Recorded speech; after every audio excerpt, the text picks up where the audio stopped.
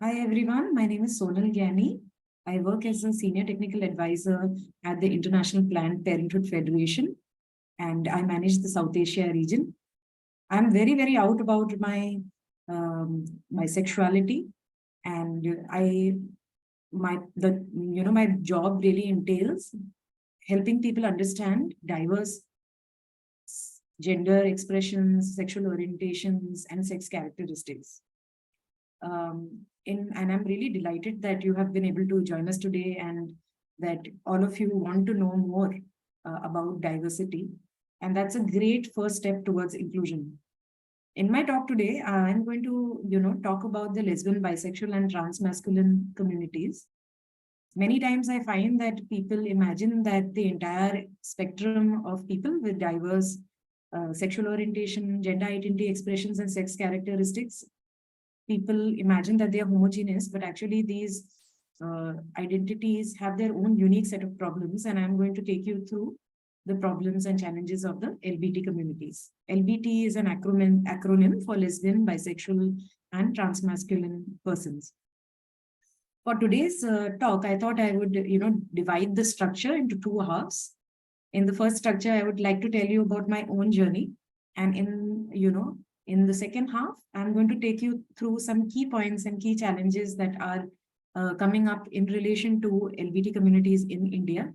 And I hope that after listening to my personal story, understanding these challenges will be easier for you, because you have a first-hand personal account from a person speaking about it. So as mentioned earlier that I have been working in the South Asia region, talking about these identities and talking about challenges of LBT, and I'm quite out and open. But actually, if you would have met me about 15 years back, it was quite the opposite. To become really confident with my identity and then also to be able to understand and clearly articulate the challenges of this community has taken many years and many years of coming out to different kinds of people, many years of understanding myself and then the community. And so, of course, this journey wasn't easy. So I want to take you through a little bit of my coming out journey as a bisexual woman in India. And I think I'm going to take you back to, when I was growing up. So when I was growing up, I grew up in a small town called Vasco in Goa. The town is actually, Vasco town of Goa is actually quite well known, and Goa is a very well known city. It's very well known for its tourism and, influx of people wanting to explore the particular city. And the impression is actually that Goa may be, in some sense quite forward and not conservative. However, if you do live in a town in Goa, the experience of growing was quite the opposite. Because when it came to issues around sex, gender, and sexuality, just like most other power parts of India, there wasn't actually enough information floating around. So when I grew up, in my sixth standard or so, I started finding that I am noticing and fancying the boys in my class, and I was able to tell my sister, and we both shared this feeling of suddenly feeling different when we reached our sixth class and being attracted to our classmates. I remember having this conversation was very sort of difficult, but the minute we kind of broke ice, it became quite easy to talk about the boys that we fancied in our class, and we made it a habit to talk in the night about what was going on and about our respective crushes. And usually when we were talking in the night, my father, who is a defense person and very, a stickler about time, he would come and be like lights out and go to sleep. So many times we would have these conversations, late into the night in complete darkness. As I reached my seventh standard, I found myself also being, finding the girls in my class quite nice. And I found myself, noticing them a lot, or feeling that, I am very interested in what they are doing, how they are playing with their hair, or how they are performing in my class. And I found myself without any language wanting to discuss, my experience with my twin sister. But one of the nights when I was talking about a particular girl in my class, my sister turned around and she said, "Sonal, why do you keep talking about girls? Are you a lesbian?" And she laughed. And at that point, because it was in the dark, she couldn't notice my expression, but my expression, my cheeks sort of went red and I felt a lot of shame. And at that point, in that one moment, I realized that, this feeling that I have is not something common to other people. And that if I don't want to be made fun of, I should probably keep, my feelings to myself, right? To not invite any kind of hurt, because my twin sister, who was the closest to me, I couldn't talk to her. So I only imagined that other people wouldn't accept it at all. So, my school years went like that, where I had deep crushes on women. They, of course, continued, but I could not, tell my sister. And while I can now say that those were crushes, at that point of time, I didn't have the language as to what was happening. I just felt that, these people are people who I want them to be like, my best friends, or I'm very, very attracted or attached to them in a way that, is a little more than a best friend. But I didn't have a definition or a word or a language, for it. Then I went to my college, and in my college, I realized that, people are in relationships. And that's when I had my first relationship with a boy. I was very open and out about, my feelings for this boy. But somewhere, as I started meeting more people, I realized that maybe the way I like, and I have a relationship with the boy, I would like to have it with, the other girls in my college. But while I was trying to figure out what is really happening to me, I was outed without my consent. A classmate of mine sent an anonymous message on, uh, SMS forward, and it was forwarded to all my classmates saying that, Sonal is a lesbian. And this was before I found out. It had already been a few days, but it was very traumatizing as an experience, because what started happening was that whenever I would walk into a room, there were people who they would, go hush. Or, my friends, they stopped talking to me. Women didn't want to be around me. And I myself had not found the language at that point. So I really didn't know what was happening. And I became very depressed. And even when people would not hush, it constantly ran in my mind that, I must be judged by my friends. And moving on, what did end up happening was that I got so depressed that I felt quite suicidal. And before, attempting anything, luckily, I had a friend who rescued me before doing anything that would be self-harmful. And they asked me to come out to my mother. And, till that point, I had not anticipated that, I could talk to my mother. However, my mother had also noticed that something is off with me, because I had lost a lot of weight. I had stopped talking to people. I had really withdrawn. And I was not my usual self with her.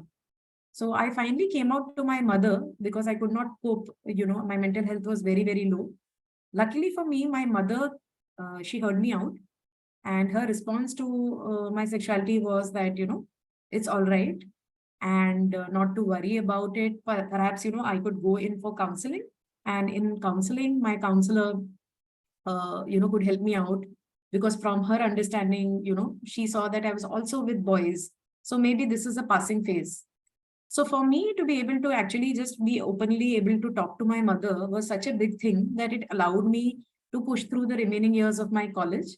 But it definitely did have an impact on, the way I gave interviews, for placements. Now, during the placement stage, I heard that there was a company where there were people who were already out in the workplace. And, during the orientation, this particular hotel, I was a hotel management student. This hotel, while giving us a orientation during their placements, they very openly spoke about being, LGBTQ friendly. And therefore, that was my first, it was my first preference. And luckily for me, I got through and I was part of, this particular hotel. And I thought that, things are going to improve, things are going to change.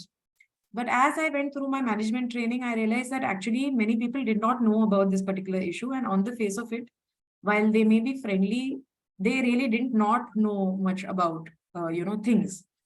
So I found myself, because, I had such a bad experience of being outed in my college, I felt the need to hide my sexuality back again in this hotel that I was, sort of part of. So how would I hide it? What would start happening was that, my colleagues noticed that, it was the same girl that I was meeting over the weekends. And so, they started kind of indirectly making comments about how I'm always hanging out with girls. So what I started doing was that I started changing the pronouns and started talking about my partner, but referring to him to her as a he. But what that ended up doing to me was that I was, feeling like I have become a liar. And again, I had major trust issues popping up again, and severe, depressive bout, because I just couldn't talk about it. And this led to slowly led to me feeling that I don't belong anywhere and I can't really be out. And I started dropping off from work. I would not report into work. And at one point, my manager, she asked me to meet her because she noticed that again, I'm like, not being able to perform in the way that they need me to. And she asked me, but I was not willing to talk to her about it. And I was told that, please share what is the problem and it will be confidential. So that was the first time at a workplace that I already knew. I imagined it to be friendly. So I thought maybe I can tell her. And I did tell her. But unfortunately for me, it was not kept confidential. It was, passed, the information was passed to my HR. And before I knew it, I faced a similar humiliation that I did in my educational institution. And what I started finding was that, there was sexual graffiti on the lift with my name. People would move out of the changing room when I entered, a locker room. And finally, in the end, I also had a, safety issue in this place where I was facing like a kind of sexual harassment also. And at no point was I able to handle this or, say openly that I am queer. And this led me to finally leave the workplace. And I was in a very bad space and in a very underconfident space, feeling like very bleak about my future. And that is when I first time accessed mental health support. And I went in to seek professional help. And I met a mental health therapist.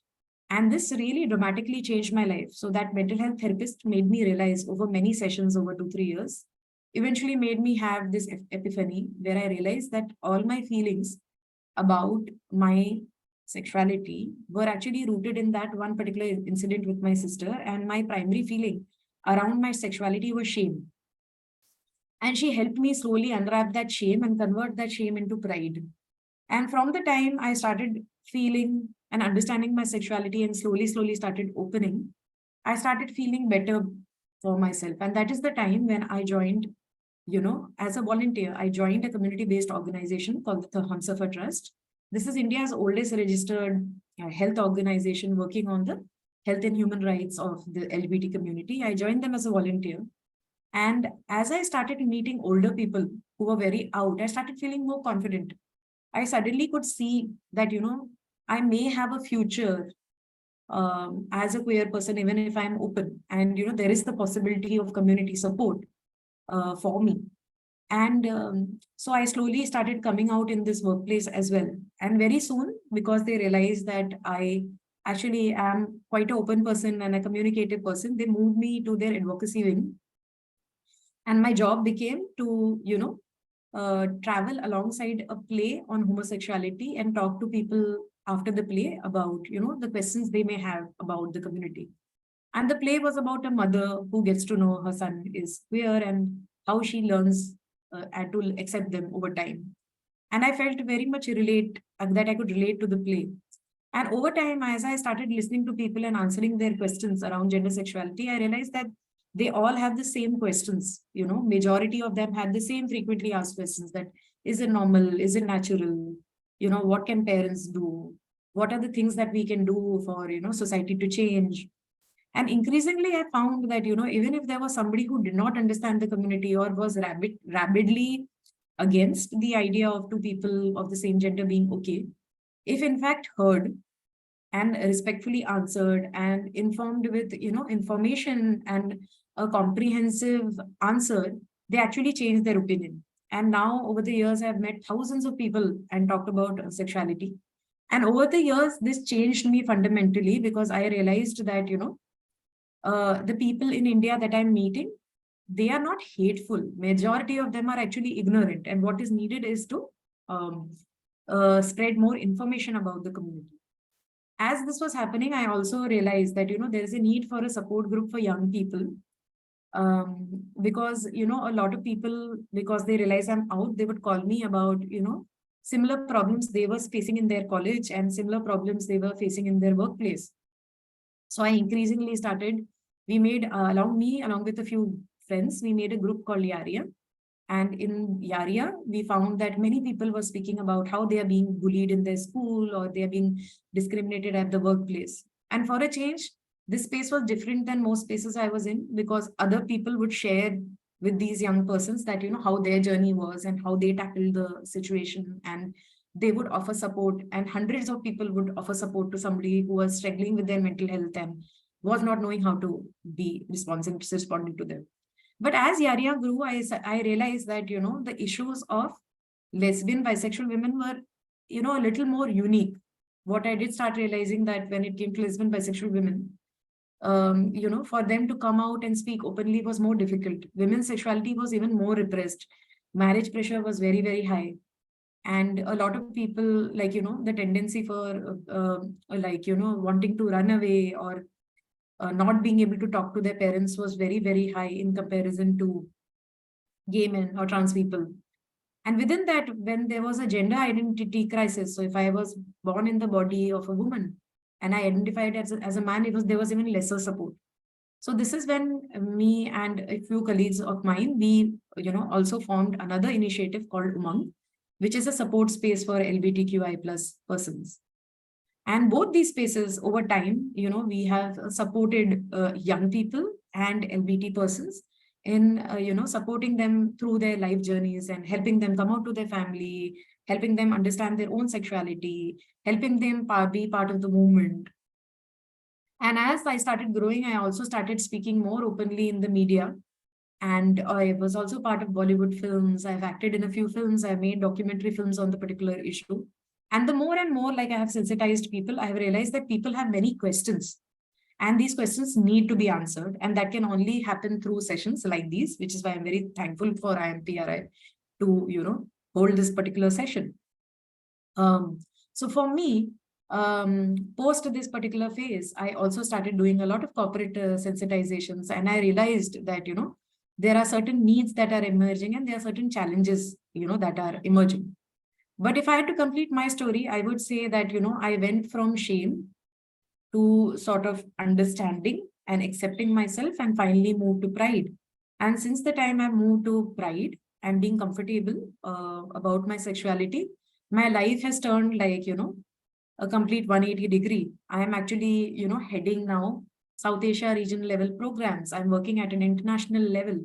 I am, in fact, very vocally speaking about currently, I'm on vocally speaking on different panels about the impact not having, marriage rights has on the community. And I have been, also very much involved in supporting people in crisis situations. And I can say that, from the time that I was coming out to now, there have been a lot of changes. Communities have really started coming out. People are out. Sure, it still remains that we find it difficult to talk to our families, but people at least know about the particular issue, and they do have certain, language. So from here, I'm now keeping that, in as a context. I'm going to take you through a small presentation that I made on for you about this particular community. Allow me to share my screen. Yes, we can see it. Okay. Right. So I'm going to tell you about, what's happening with the lesbian, bisexual, and transmasculine communities in India. So for those who may be not familiar, the word lesbian means a woman who's attracted to a woman. And bisexual means a woman like me who's attracted to both boys and girls. And transmasculine community is basically a person, this is a range of people. So these are people who don't identify as a woman. And within this transmasculine community, there are many identities. For example, there is trans man. Trans man is a person who is born in a female body, but would like to, has always felt that they are a man, that they are trapped in the wrong body. And they may want to go through, even a sex change procedures to look more like their identity, which is of a man.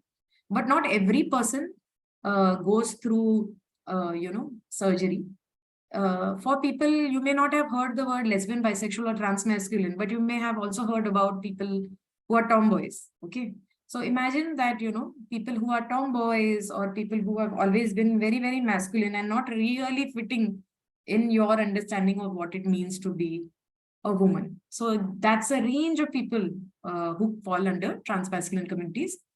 So we're going to talk about these particular communities. So essentially, what has happened is that there is a huge discrimination and marginalization faced by LGBT individuals. So within marginalization, I can say that, it's just this, right? That you don't feel like you belong, right? Marginalization is that. And also you push these communities outside. So even if, so for example, in my case, when people did get to know, they didn't want to hang out with me, or they made sure that I was not part of their teams. I was not allowed to join teams or hang out with people. But imagine this also, at a more structural institutional level, which would be that, maybe when it comes to health facilities, you don't even imagine that there are lesbian people, or, if I am going for maybe a counselor, the counselor starts, and I say I have a relationship issue, they may straight away ask me that, tell me about your boyfriend, without really recognizing that I may not, be only straight, right? The discrimination obviously is quite apparent when people do find out about their identity, especially if it's not kept confidential. It's quite a common experience to be isolated and bullied. The other bit is the insufficient awareness and understanding within society. So this is something, again, when it comes to lesbian, bisexual communities, or anybody who identifies as a woman or has a woman's body, we find that, the word itself gets very loaded. People imagine that, this community is very hypersexual. In fact, even to this day, despite so many sensitizations, whenever there are movies, Bollywood movies, I find that, a lot of these filmmakers try to sexualize the particular identity, which becomes much more challenging for people to then come out. Thirdly, there are challenges in education, employment, healthcare, and mental health. So mental health is something that you would understand, like over over a period of time, if you are keeping something to yourself, not accepting your own self, this has a huge toll on your mental health. And if you can't trust people around you, are constantly paranoid that, somebody will find out, it can have a huge toll on your mental health, and it will also lead to sometimes suicidal ideation.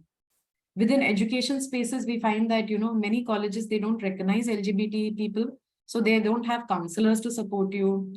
Their guidelines on ragging don't include this. If there is no kind of support group for young people who may be in colleges or even workplaces for support. In terms of employment also, if it's very common that if it's somebody who's identifying openly as gay or openly as a trans man, they are not offered that particular job because they are different. So there's a need that, when we are growing up, if there is a sex education class happening, or, there are conversations about your body, people do talk about diversity and don't, only restrict it to talking about cis heterosexual bodies, or basically bodies of people who are born in a certain sex, a certain body, and they identify as that.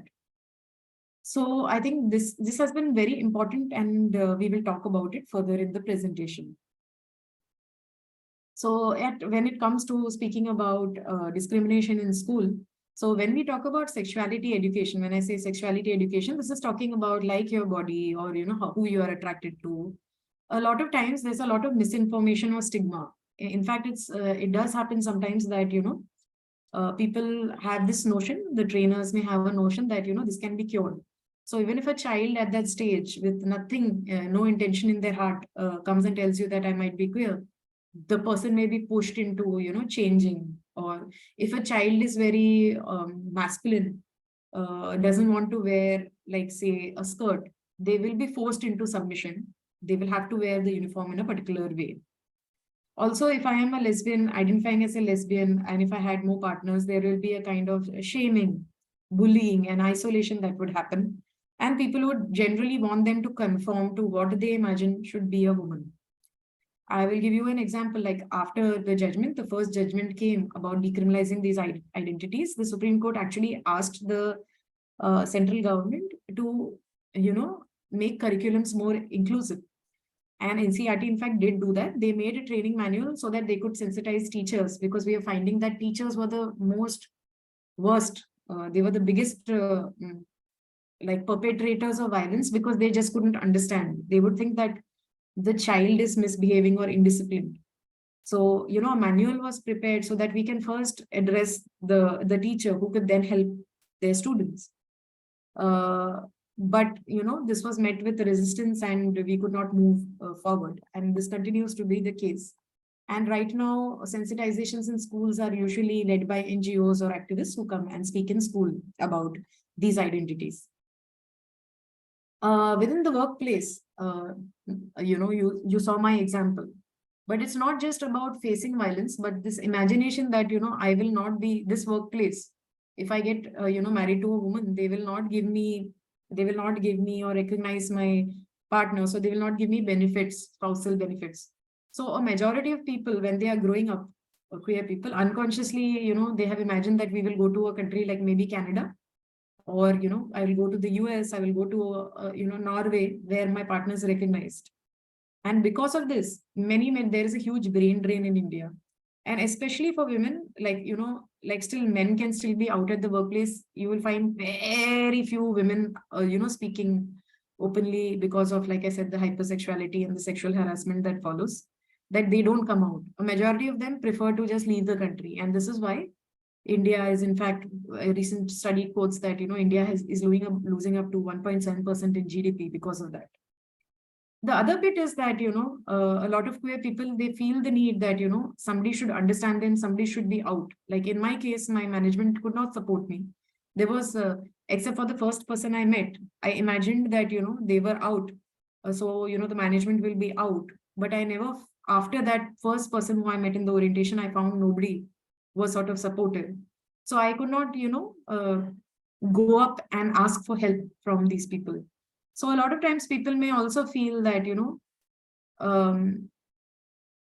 feel and actually experience that, they are cut off from a promotion because there's a particular notion about them, which is not really rooted in reality. In fact, a study found that LGBT plus people, they want workplaces where, you already tell us that we are, we've already experienced so much in our life that we'll prefer to go to a place which is more open. It's important to think about, it's one thing to be open, but are your policies also friendly? Is there something to support your employees, like an employee resource group at your workplace? Those are things people work on. But I can tell you that for many people, if, a particular company openly speaks about being supportive to the community, a person, even if they are getting a lower package, they will join that particular space just because they want to feel safe. So, but however, despite legal protections, especially for transgender people, they are still facing challenges, in their work environments where, if they joined as their body was, people imagined them to be a woman, and somewhere in the middle, they wanted to do a transition, they wouldn't be supportive. And this is a challenge because, for a lot of trans persons, when they are growing up, they don't have the money to support a transition medical procedures, right? So they end up figuring out medical procedures only to be able to afford medical procedures only when they join a particular workplace. But then they are met with the resistance at the workplace. So, there isn't support for a social transition. What does a social transition mean? A social transition means that if I now am doing a surgery, I'm identifying as a man now, I'm going through, procedures which make me more masculine, I won't become masculine overnight, right? I will go through some hormone therapy, and then I may go through I may go through operations. The hormone therapy takes a lot of time. So there will be a time where, you don't look feminine and you don't look masculine. And that's when invasive questions should not be asked. Like, the management should know about it. Or if I need a support in a surgery, like money for that surgery, my managers should push that, to give me health cover. My company should support with me that, because that is my major health need, right? But many places actually don't have it. In fact, they feel that, okay, this is like unnecessary expenditure, or, other people are not comfortable. What is the washroom they're going to use? And, we don't want to build new washrooms. So they will, remove you from the workplace. So the other bit then is like conversion therapy. Like many people, they are misinformed and they genuinely believe that you can change somebody who is lesbian or is transmasculine. And again, this is misinformed. In fact, the World Health Organization and all the, even the Indian Psychological Association and the Association of, Indian like clinical counselors, uh, they all have come out openly speaking about, you know, diverse sexuality and diverse gender as completely normal and natural. But the mm, the kind of myth still exists that you can change, and this is very much fueled by quacks. So what they end up doing is that for a lot of people, it's common. Like for example, for women, if they kind of came out to their family, people feel that, oh, maybe again sexualized, that this person has become very sexual. They've not had sex with a man. So maybe, post rape will help them convert back. So it is like common for lesbian women to face violence from their own, sexual violence from their own family members. Or the other bit they will do is they will lock you in a room and say that, you have become too independent, somebody's influenced your mind, so kind of curtailing freedom. And at a very extreme level, they may feel that, maybe if we give you hormone therapy, you will become more feminine or you will become more masculine. And, shock therapy. So these are very scary cases. And, uh, you know, um, constantly we try to speak about this openly, but we still continue to find cases where, families have tried to force conversion therapy, and some, in many cases, lesbian women have committed suicide because they just could not find support. Very recently in 2018, though, Delhi High Court did de-license a doctor for practicing conversion therapy, but very few people know about this, that it's a malpractice to, give medication without consent. But it is actually quite common, I would tell you, for quacks to say that, have this particular medication and you'll be fine, and or forcefully making, through the help of the family, forcing medication. So there's no real informed consent or medical consent involved. Or it's common for people to take you to maybe a baba who may then try to sexually abuse you. So things like that have been a huge problem. The only state who has recognized that this is a problem is Tamil Nadu, and they have banned it. But it's we need a larger dialogue on conversion therapy. Then we talk about mental health. So in UNICEF also, there is a higher prevalence of mental health stressors among the youth. There are suicide attempts, there's anxiety and depression. And you can just imagine, like I spoke to you from my own experience, not being able to talk about it, not having any support, not having any language, shame, stigma. People like, you imagine people don't know, but they know. So an unconscious kind of insinuation about your gender sexuality, all of that can have become a mental health stressor. And I think the first and foremost, before anything, is yourself not being able to accept who you are, because you keep telling yourself, maybe I'm not this, maybe I'm not that, and your feeling about your own gender sexuality is like in shame, within shame, right? And when you do come out, there are like family rejection, there's crime, and there could also be dysphoria, so I may constantly feel I'm in the wrong body. And because of that, every day waking up and seeing myself in the mirror and feeling like I'm not this person uh, can be really challenging, and not really having the language or the support system or knowing what are the existing structures in place. So, when it comes to the country, there was a particular act, the Transgender Persons Protection of Rights Act, which actually spoke about these issues and spoke about how these communities need more support. They need there needs to be more, because there's a lot of violence on the streets of trans people, that there needs to be more sensitizations among the police. But even now, when we sort of have cases of, say, a lesbian runaway couple, or we have, say, a trans man who ran away with their girlfriend, we find that, mobs of families descend on us. And usually they come along with the police, where the police has already decided that, that the couple is at fault and it's against social norms and they should not be together. So fighting that has been challenging, because sometimes even the police is not sensitized, and then that becomes really sort of, it's difficult to sort of work in this kind of space. When it comes to gender affirmative surgery is basically, some people, they do want their body to feel the same way that, they know they are. So, some people like to take like hormone, would like, if they had the access, they would take hormone replacement therapy.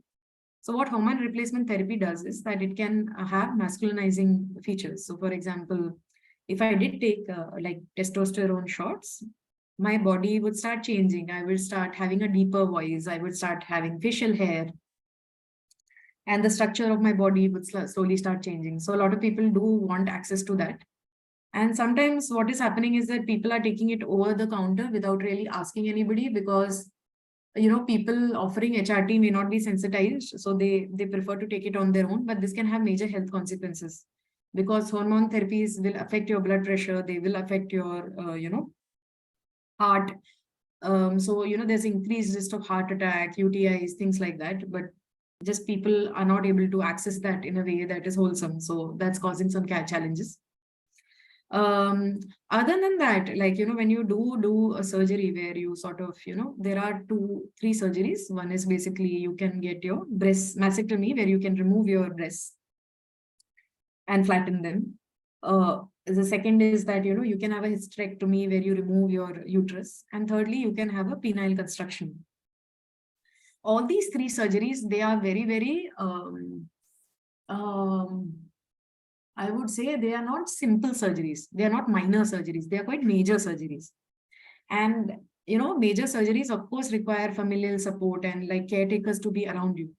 But for many people, they lack support from their family because their family is not able to fully understand. Nobody's spoken to them about it. And there's so much shame in society that it's difficult. So most people will go to a city and start, so that the other society members don't get to know, they will start all these procedures. So we've had many cases where, trans man, went through surgeries, but they didn't have any family members. So we had to, from the, support group, be around and support them, through their surgeries, but very little support. However, like in terms of payment, because these surgeries can be expensive, anywhere between 2 lakhs to 25 lakhs, depends on where and how much you are getting done. Luckily for us, the Ayushman Bharat PM scheme, the SMILE scheme, is providing health cover. But what we find is that very, very few people even know about this, because the government is not, doing enough campaigns or for the community to know that this kind of thing is available. The other bit is like, accessories. Maybe I don't have the money for a medical procedure, but I would like to flatten my breasts, right? So people tend to use binders. So binders also, earlier what people would do is that they would take a cloth, not a cloth, but like a bandage to tie it around their chest and flatten it. This, by the way, is not at all good for you, because it can have, breathing issues, and it can cause a lot of damage to your lungs. So there are medical binders that are supposed to be used if you want to flatten your chest. And especially medical binders are used after a mastectomy. But these binders are not at all easily available. So many people are just using these band-aids and tightening their breasts, which is actually not good for them. There's very less access to these binders and can be a problem, right? Similarly, for like, there's something known as stand to pee. Like, it is an instrument which allows you to, stand and pee. Because a lot of trans men, when they have gone through transition, they are not able to use public washrooms. So they would like to use something where, it's not noticed that they're not sitting and peeing. So there's lesser chance of violence. But instruments like that are like hardly available, very little information about, surgeons who are doing this, or, people who had good experiences. And it's been common for us to have met people, who are having challenges post-surgery. So these schemes, even if they cover you for the operation, but, the things that are required post-surgery, or if there's a complication post-surgery, it's not really covered, and that becomes a challenge, right? And also, while this is a health need for a lot of, most medical insurances, they are not covering it because they think it's a cosmetic change, and they don't sort of realize that this is a, like a mental health concern, and this is very much like, the most important concern for trans people, trans men especially. So there's no coverage. So this means then, you're kind of pushing people into, I would say, difficult financial situations, because then they collect their money for this particular procedure instead of maybe, investing it somewhere. right? And as we go to the more lower economic or more conservative families, it gets more and more challenging, especially if you've not been educated, which is quite common. If you are assumed to be a girl child, especially in smaller times, you will not have educational backing or financial backing. So we've had many cases where people ran away and came to us without any certificates or not enough education, and then placing them into jobs was very challenging because there wasn't enough qualification, and literally you had to build agency from scratch for them to be able to survive. You know, when it comes to research, also we are finding that these are doctors who can actually help. They continue to think that this is a perversion because their medical books haven't been updated since the 1970s. When we talk about other things like say STIs or STDs or hormone therapy or even contraception, while all these options are open abroad, it's not really coming to India because, like I said, they don't recognize these communities. And so there's a very important to understand, like, what are the healthcare needs of lesbian or bisexual women and transmasculine persons.